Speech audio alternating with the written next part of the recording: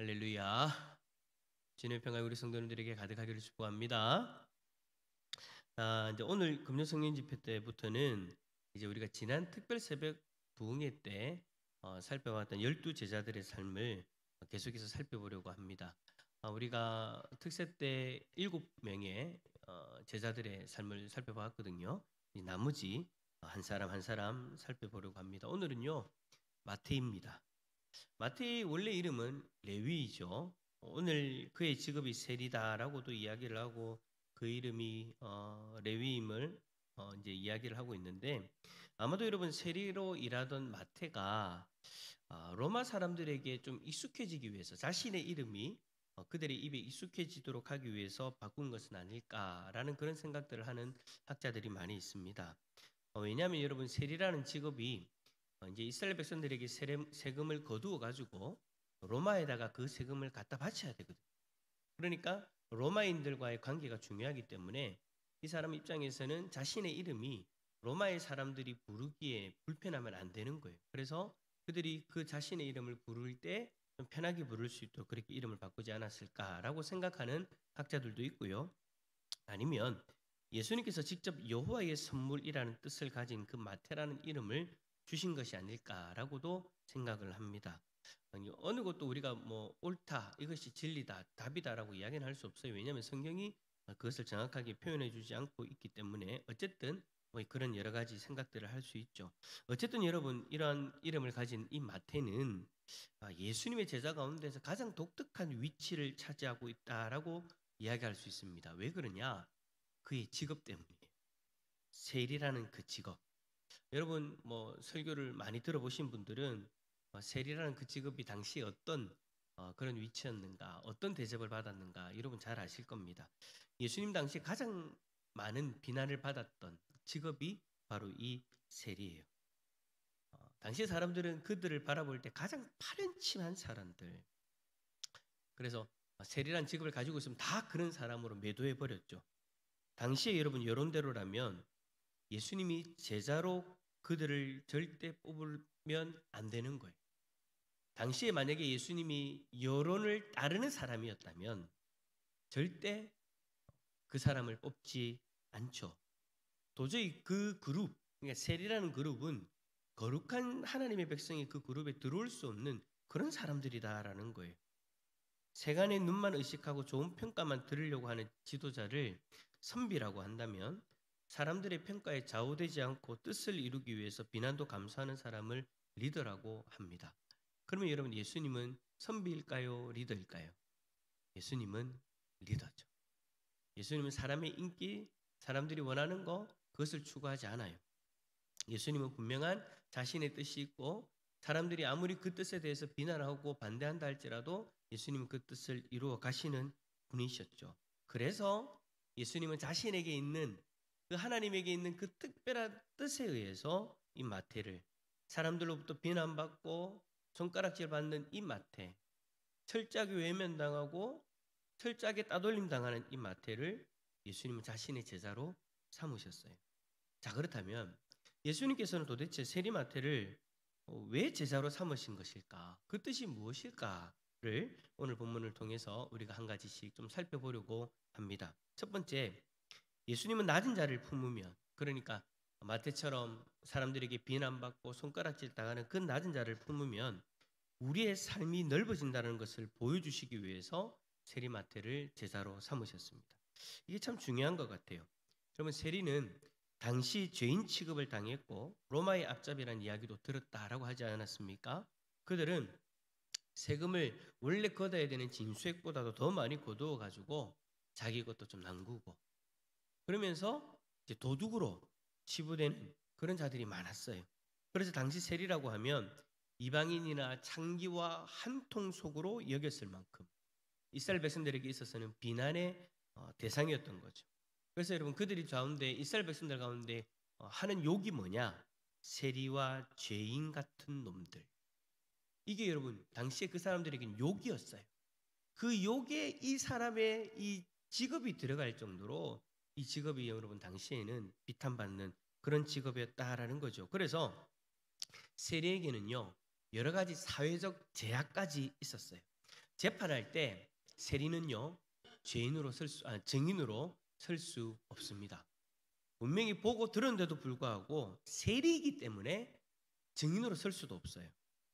법적인 자격요 모두 박탈합니다. 회당에 들어가는 것까지도 금지합니다. 예배 참석 역시 안 됩니다. 헌금하는 것, 그들이 가지고 있는 돈은 더러운 돈이라고 치부되어져서 여겨져서 그 헌금도 받지 않습니다.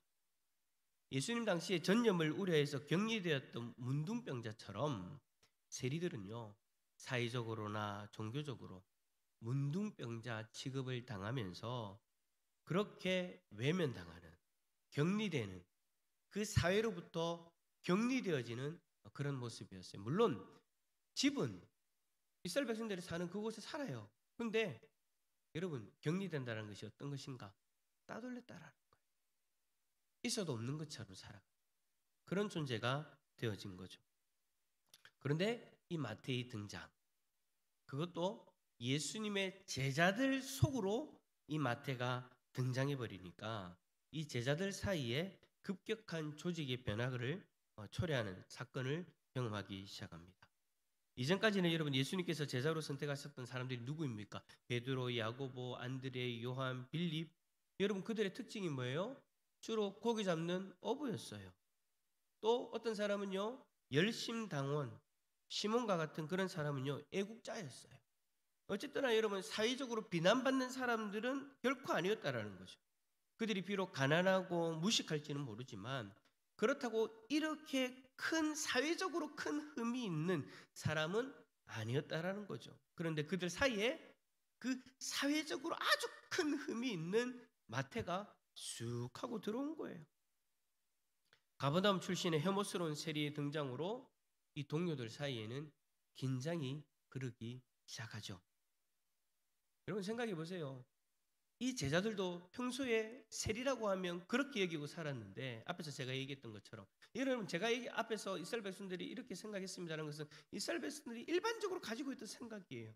그러니까 제자들도 똑같이 그런 생각을 가지고 있는데 그런 사람이 자신들의 그 제자라는 그룹 속으로 쑥 들어버렸으니까 여러분 얼마나 먼 그 거리감을 느꼈을까요? 그리고 의도치는 않았지만 처음에는 왕따를 하는 따돌림을 하는 그런 모습들도 있었을 거예요. 거리를 두고 가까이 하지 못하는. 그런데 예수님께서는 마태를 제자를 삼으심으로써 어떤 것을 보여주시는 겁니까? 마태 같은 사람도 제자가 될 수 있다라는.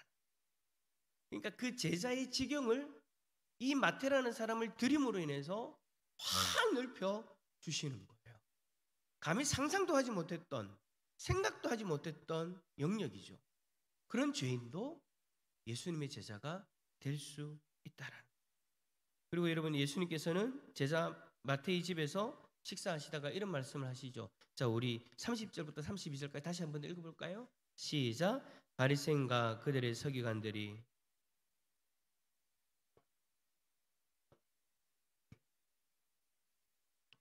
예수께서 대답하여 이르시되 건강한 자에게는 의사가 쓸데없고 병든 자에게라야 쓸데있나니 내가 의인을 부르러 온 것이 아니요 죄인을 불러 회개시키러 왔도나. 아멘. 그러니까 예수님께서는 여러분 마태라는 그 카드 한 장, 그러니까 예수님께서는 마태라는 그 한 사람을 통해서 전체 분위기를 바꾸시는 거예요. 완전히 반전시켜 버리시는 거죠. 술렁이는 겁니다. 도저히 받아들일 수 없는 그런 일이 일어나는 겁니다. 마태라는 사람도, 저런 직업을 가진 사람도 예수님의 제자가 될 수 있구나. 거기 있는 사람들이 다 반대합니다. 제자들까지도 반대합니다. 제자들이 무슨 죄가 있습니까? 제자들이 원해서 여러분 그 세리를 자신들의 그 그룹에 넣었습니까? 아니에요. 그들의 스승이었던 예수님이 억지로 그 제자를, 그 마태를 넣은 거죠. 그러니까 여러분 이 제자들은요 비방을 당하는데 자신들이 왜 비방을 당해야 되는지도 모르는 거예요. 그 특정한 사람을 통해서 진짜 인생이 바닥을 치고 있는 그 인생조차도 구원받을 수 있다. 예수님의 제자가 될 수 있다라는 것을 몸소 보여주신 거죠. 뿐만 아니라 여러분, 예수님은요, 이 자리에서 또 다른 비유를 한 가지를 더 이야기를 하셨는데, 무슨 비유를 얘기하시냐면 새 포도주와 새 부대 비유를 드셨어요. 이 비유에서 여러분, 새 부대의 의미는 무엇일까요? 예수님께서 마태를 제자로 파격적으로 발탁하신 측면에서 본다면 낮아지는 사람을 품는 부대를 새 부대라고 말할 수 있을 거예요. 이때까지 여러분, 유대인들은 어떻게 했습니까? 특정한 사람, 거룩한 사람들만 품는, 그 거룩한 사람들만 품을 수 있는 낡은 부대의 모습이었어요. 그런데 이제는 새 부대가 나타난 거예요. 어떤 사람을 품을 수 있는요? 세리 같은 사람도 품을 수 있는 새 부대가 나타났다라는 거죠. 여러분, 이와 같은 원리는 그대로 교회로 적용할 수 있는 거예요. 여러분, 교회는요, 특정한 사람만 품는 부대가 되어서는 안 돼요. 우리가 좋아하는 사람, 인정할 만한 사람, 존경하는 사람만 품어서는 안 된다라는 거죠.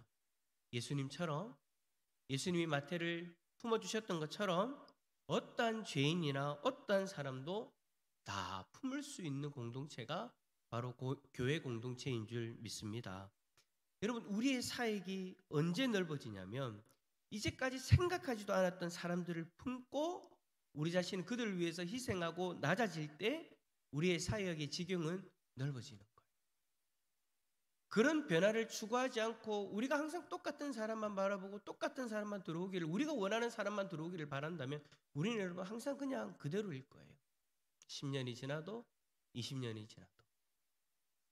그래서 저는 오늘 이 말씀을 준비하면서 제가 어제부터입니까? 이제 한 목사님을, 제가 친한 목사님을 만나서 교회 사역을 쭉 이야기를 하다가 귀한 사역의 어떤 그런 중요한 포인트를 제가 듣게 되어졌어요. 그래서 그 사역을 생각하니까 우리 교회의 사역이 확 넓어지기 시작하는 거예요. 그 사역이 어떤 사역이냐? 우리가 전도하고 한 사람 한 사람이 그냥 개인적인 관계에서 전도하기만을 기다리기보다 우리가 믿지 않는 사람들을 교회로 자연스럽게 들어올 수 있도록 만들자. 그리고 그 자연스럽게 들어오는 이들을 우리 교인들이 전도할 수 있도록 다가가자.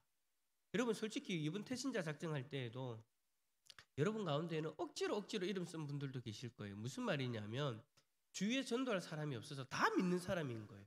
교회를 다니다 보면 여러분 10년, 20년, 30년 되다 보면 문제가 뭐냐면 안 믿는 사람이 없어져요. 다 믿는 사람이죠. 만나서 같이 밥을 먹어도 다 믿는 사람이고, 차를 마셔도 다 믿는 사람이고, 어딜 놀러 가도 다 믿는 사람이에요. 아침부터 저녁까지 다 믿는 사람만 만나는 사람들도 있어요. 그러니까 안 믿는 사람, 전도할 사람을 적어보십시오 하니까 적을 수가 없는 거예요.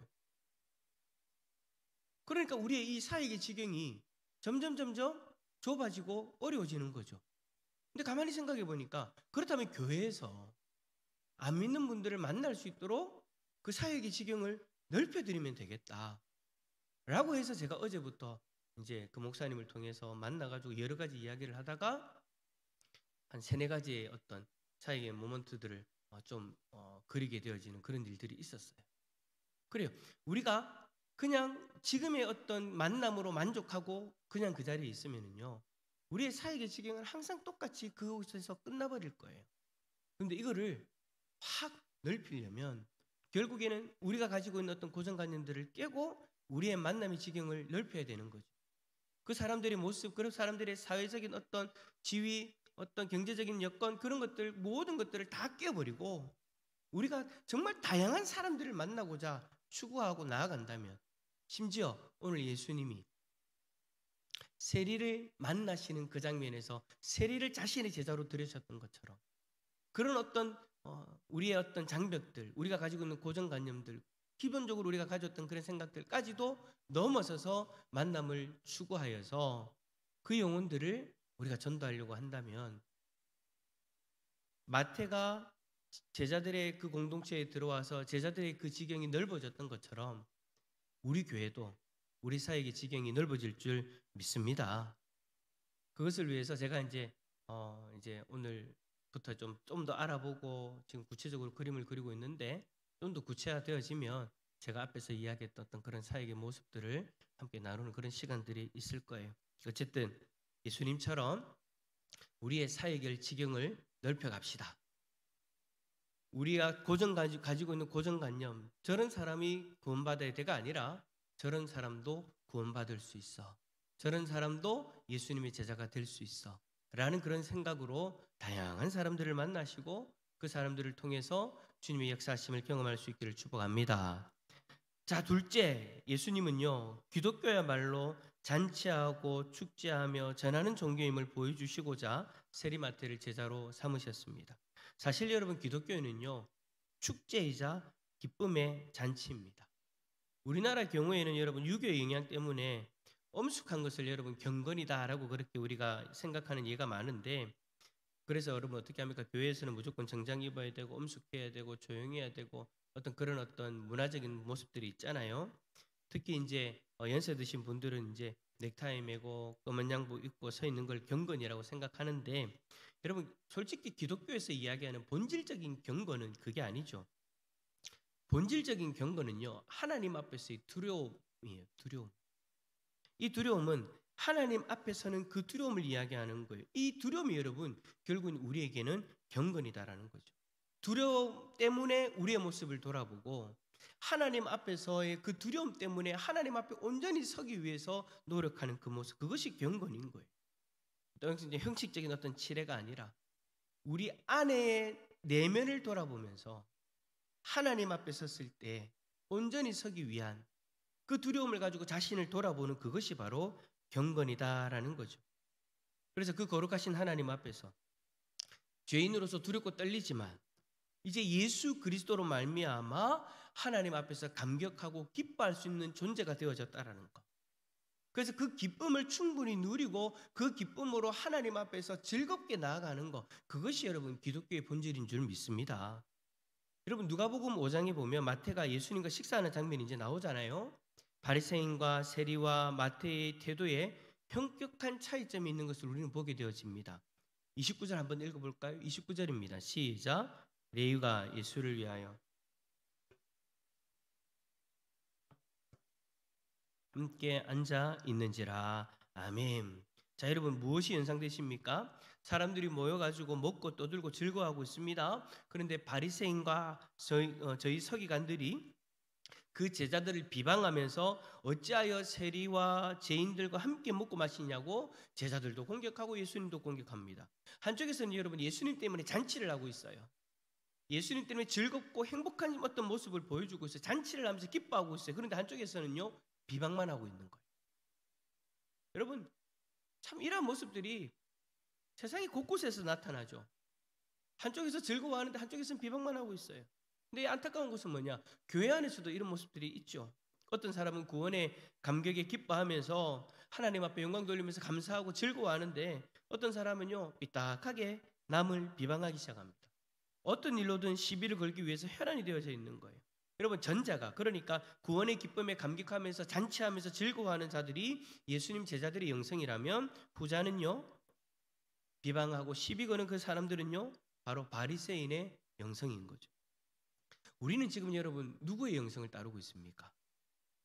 예수님의 제자들의 영성입니까? 그러니까 죄인들과 함께하면서 즐겁고 행복한 모습, 분명히 하나님 앞에 두렵고 떨리는 마음을 가져야 되는 죄인임에도 불구하고 예수 그리스도로 말미암아 우리의 죄의 문제가 해결되어지고 예수 그리스도로 말미암아 이제는 정죄받는 인간이 아니라 구원받은 인간으로서 하나님 앞에서 그 구원의 기쁨을 누리는 잔치하는 그런 사람들로서의 모습으로 서 있느냐, 아니면 그 사람들을 바라보면서 비방하고 에이 하나님 앞에 칠칠지 못하게 하나님 앞에서 저런 모습으로 그렇게 비방하면서 서 있는가? 그럼 우리는 누구의 영성을 따르고 있는가?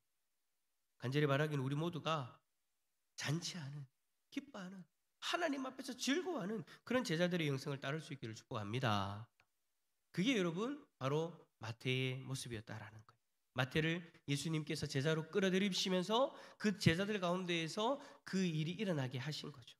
자, 세 번째 마지막입니다. 하나님께서는 각 사람이 잠재적으로 가지고 있는 능력을 들어 쓰십니다. 예수님은 이걸 보여주시려고 마치 세리마태를 제자 삼으신 것 같아요. 여러분 하나님은요 우리의 숨은 실력, 우리에게 주어진 그 사명을 연결시키는 분이세요. 그러니까 우리에게 있는 그 실력과 우리 안에 잠재되어져 있는 하나님 주신 그 달란트 능력과 그리고 하나님이 주시는 그 사명을 연결시켜 주시는 분이시다라는 거죠. 여러분, 직업이 직업인지라 마태에게는요 세리로서의 그 특징적인 그런 실력들이 있었죠. 분석 능력이 탁월하고 체계적으로 사고할 줄 알고 정리 능력이 탁월했던 거예요. 여러분, 마태, 마가, 누가, 요한복음 가운데에서 마태복음에 관한 주석이 제일 많다라는 거 여러분 아십니까? 마태복음에 대한 주석이요 제일 많대요. 그 이유가 뭐냐? 그 이유는 마태복음이 복음서의 첫 번째 책이기도 하지만 그 구조 자체가요 굉장히 체계적이어서 주석과 설교하기에 편하기 때문이래요. 예를 들어서 여러분 마태복음 5장에서 7장에 보면 산상수훈이 나오는데 베드로의 제자인 마가가 적은 것과 마태가 적은 것이 여러분 참 많이 달라요. 여기서 다르다는 것은 내용이 다르다는 것이 아니라 구조라든지 적은 그런 어떤 체계적인 모습이 다르다라는 거죠. 마가는요 베드로의 영향을 받아서 그런지 모르겠는데 마치 예수님의 설교 요약편을 보는 것처럼 간단하게 적어놨어요. 그런데 마태는요 체계적이고 풍성하게 예수님의 말씀을 잘 정리해가지고 우리에게 제시해주고 있죠. 만약에 여러분 마태가 없었다면 산상수훈의 그 풍성한 은혜를 우리가 누리지 못하고 있었을 거예요. 또 마태복음 13장에 보면 하나님 나라의 비유가 나오는데 마태는 예수님이 여러 군데에서 말씀하셨던 그 비유를 딱 정리를 해가지고 7가지로 일목요연하게 딱 그렇게 기록을 해 두었어요. 그래서 여러분 읽어보면 아주 명쾌하게 금세 깨달을 수 있게 되어져 있죠. 특별히 예수님의 족보도 어떻게 되어져 있습니까? 마태는 14대 14대 14대로 딱 구분해가지고 그 어떤 문학적인 어떤 형식들을 잘 드러내면서 쉽게 이해되고 머릿속에 기억될 수 있도록 기록해 두었죠. 물론 우리는 그 문화와 좀 다른 곳에 다른 문화 속에 있기 때문에 우리는 읽어도 잘 이해가 되지 않지만 유대인들이 읽기에는 여러분 이게 너무 체계적인 거예요. 아주 문학적이고 아주 체계적으로 그렇게 적혀 있어서 그것을 읽는 마태복음을 읽는 유대인들의 입장에서는요 가슴이 읽으면 그냥 확 와닿을 수 있도록 그렇게 정리가 되어져 있다라는 거죠. 여러분 마태라는 사람이 그의 직업으로 인해서 사람들로부터 외면받고 무시당하고 차별받는 인생이었지만 우리 주님은 그를 사용하셔가지고 그가 가지고 있던 그 재능으로 세상을 바꾸는 일을 행하셨던 거예요. 여러분 잊지 마십시오. 하나님 앞에 버림받을 만한 인생은 없어요. 세상이 그를 향해서 우리를 향해서 손가락질을 하고 우리의 인생이 아무것도 아닌 것처럼 무가치한 것처럼 그렇게 이야기할지 몰라도 여러분 세상에서 하나님 앞에서만큼은 그런 존재가 없다라는 거예요. 아무리 사람들에게 정죄를 당하고 아무리 사람들에게 손가락질 받는 인생이라 할지라도 하나님 앞에서는 쓰임받을 수 있는 귀한 인생인 줄 믿습니다. 하나님께서는요 우리가 가지고 하나님이 우리에게 부어주신 그 능력들, 귀한 달란트들 겉으로 드러나지 않았지만 인정되지 않았지만 사람들로부터 지탄받는 어떤 그런 모습임에도 불구하고 그 우리 안에 주셨던 그 내재되어 있는 그 잠재력들을 다 끄집어내어가지고 그것을 통해서 하나님이 영광 받으시기를 원하세요. 여러분 우리에게는 각각의 다시 다른 실력들이 있잖아요. 예수님을 만나서 예수님의 사명으로 그 불타오르는 심령과 우리의 능력이 만날 때에 하나님의 놀라운 역사가 일어나기 시작하는 거죠. 여러분 앞에 서 있는 김우길 목사도 마찬가지예요. 제가 예수님을 만나지 않았다면요 저는요 평생 저에 대해서 나는 아무것도 할 수 없는 인간이야 라고 그렇게 치부하면서 살았을 거예요. 그런데 예수 그리스도를 만나고 예수 그리스도를 통해서 주시는 그 사명과 내 안에 잠재되어져 있던 능력이 함께 만나면서 하나님의 영광을 드러내는 인생을 살아갈 수 있는 기회가 주어지더라는 거죠. 그러한 인생이 여러분의 인생인 줄 믿습니다. 여러분들이 예수 그리스도를 만나고 여러분에게 주시는 그 주님이 주시는 사명과 여러분의 잠재되어 있던 능력이 만났을 때에 하나님은요 놀라운 일들을 행하실 거예요. 여러분 미켈란젤로의 스승인 조각가 지오바니는요 14세의 소녀 미켈란젤로를 만났을 때 이 친구가 천재적인 능력을 가지고 있구나라는 것을 알아보았어요. 그래서 지오바니는 어린 미켈란젤로를 데리고 미켈란젤로에게 이렇게 이야기를 합니다. 실력만으로는 안 된다. 무엇을 위해 그 실력을 사용해야 될지 알아야 된다. 실력은 사명과 손잡아야 한다. 실력은 사명과 손잡아야 한다라고 그렇게 이야기를 했대요. 그리고는 미켈란젤로를 데리고 현장 학습을 시켜줍니다. 제일 처음 어디를 데리고 가느냐? 고급 술집으로 데리고 갑니다. 고급 술집에 가니까 여러분 멋진 조각품들이 있는 거예요. 그리고는 지오바니가 야, 이 작품 대단하지. 그러나 이 조각가는 그 훌륭한 실력을 술집을 위해 사용했구나라고 그렇게 말했죠. 그리고 나서 그 다음 찾아간 곳이 어디냐? 교회를 찾아갔어요. 교회 앞에도 멋진 조각상들이 있었어요. 그것을 보여주면서 지오바니가 이렇게 이야기합니다. 이 사람은 자신의 멋진 실력을 하나님의 영광을 위해 사용했구나. 네가 진짜 거장이 되려면 너의 재능과 실력이 사명과 하나님이 주시는 사명과 손을 잡아야 된다 라고 그렇게 이야기를 해요. 그래서 여러분 미켈란젤로가 평생 하나님의 영광을 위하여 라는 그런 어떤 모토를 가지고 살아갈 수 있었던 거죠. 이처럼 여러분 지금 내 속에 있는 그 실력은요, 사명과 결부되어야 되만 영광스럽게 쓰임받을 수 있는 줄 믿습니다. 마태가 그랬다라는 거예요. 사람들로부터 지탄받는 사람이었어요. 따돌림 당하는 사람이었어요. 이 세상에 있어서는 안 되는 그런 존재였어요. 그런데 그가 예수 그리스도를 만나고 예수 그리스도를 통해 사명과 자신에게 담겨져 있던 그 능력이 만나는 일을 경험함으로 인해서 하나님 앞에 정말 크게 쓰임받는 거룩한 종이 되어졌죠. 초대교회 역사가들에 의하면 마태는 유대인들 사이에서 14년 동안 복음을 전하다가 이제 이방인들을 향해 나아갑니다. 에디오피아, 페르시아, 마게도니아, 시리아 지역에서 사역을 쭉 해요. 이러한 사역에 대해서는요, 많은 학자들이 다 동의를 해요. 그런데 죽음에 대해서는 좀 갈라져요.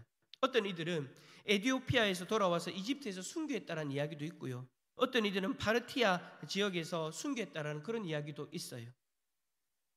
그 죽음에 대해서는 이렇게 의견이 달라지지만 한 가지는 확실하게 동의가 되어지죠.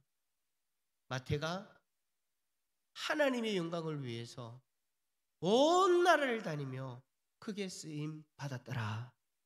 비록 소외되고 정죄당하고 차별받으며 손가락질 당하던 그였지만 그런 그가 주님이 주시는 사명과 만나게 되어지니 하나님 나라의 큰 일꾼으로 쓰임받게 되어진 거예요. 사랑하는 성도 여러분, 우리도 마태의 영성처럼 내가 비록 좀 부족하고 사람들로부터 외면받고 따돌림 당하거나 지탄을 받거나 사람들로부터 인정받지 못하는 그런 모습이라 할지라도 내가 예수 그리스도를 만나고 예수 그리스도가 주시는 사명을 경험하게 되어질 때에 내 안에 그 아무것도 아닌 것 같은 그 능력이 하나님 손에 붙잡힌 바 되어져서 하나님의 영광을 드러나는 곳에 쓰임받게 되어진다라는 것, 여러분 우리가 꼭 이것을 기억하고 언제나 그 사명 앞에서 우리의 그 능력이 빛을 발할 수 있기를 축복합니다. 언제나 그 사명만을 생각하고 그 사명을 쫓아 살아갑시다. 그래야만 저와 여러분들의 인생이 마태의 인생처럼 하나님 손에 붙잡힌 바 되어 귀하게 쓰임 받을 줄 믿습니다. 그러한 은혜를 누리는 우리 성도님들 다 되시기를 축복합니다.